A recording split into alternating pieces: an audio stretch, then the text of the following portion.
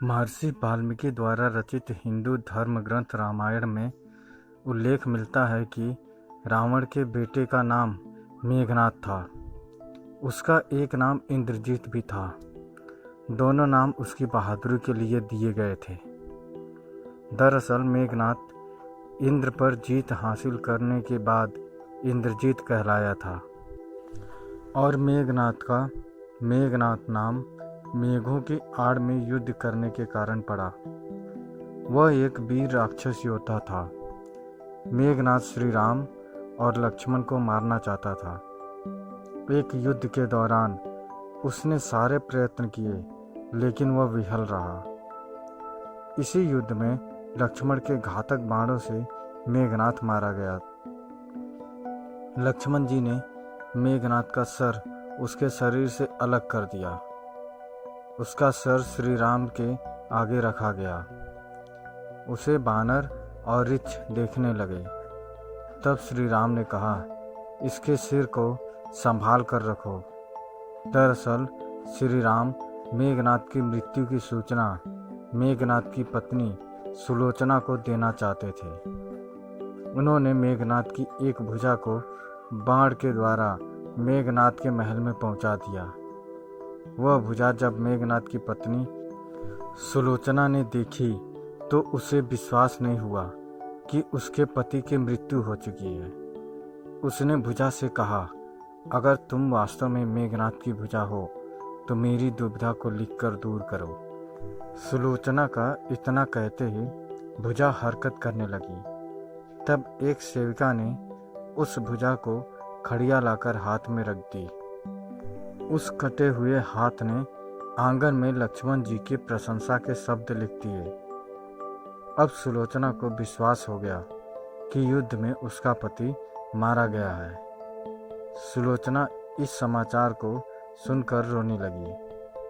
फिर वह रथ में बैठकर रावण से मिलने चल पड़ी। रावण को सुलोचना ने मेघनाद का कटा हुआ हाथ दिखाया और अपने पति का सर मांगा।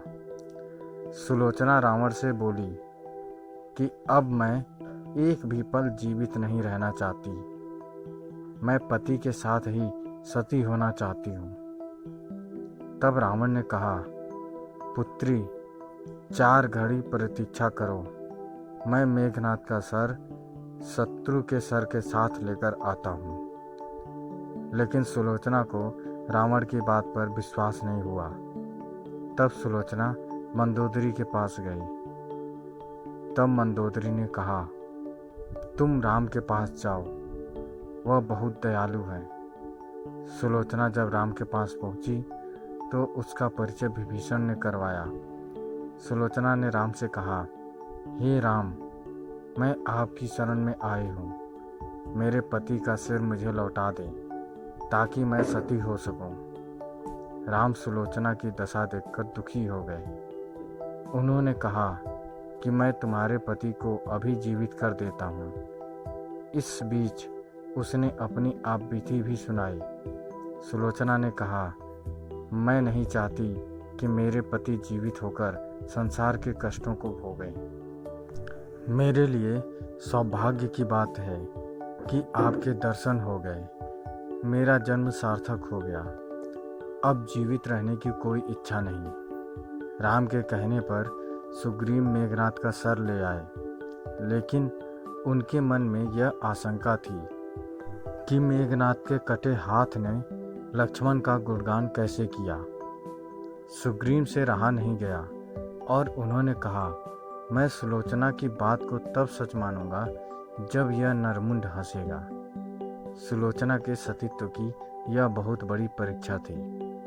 उसने कटे हुए सर से कहा, हे स्वामी, जल्दी हंसिए, वरना आपके हाथ ने जो लिखा है उसे ये सब सत्य नहीं मानेंगे। इतना सुनते ही मेघनाद का कटा सिर जोर जोर से हंसने लगा।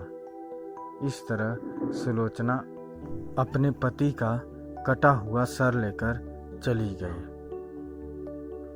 दोस्तों, मेघनाद की यह कहानी आपको कैसी लगी हमें कमेंट करके ज़रूर बताएं। अगर अच्छी लगी तो शेयर करें, सब्सक्राइब करें और लाइक करें। धन्यवाद।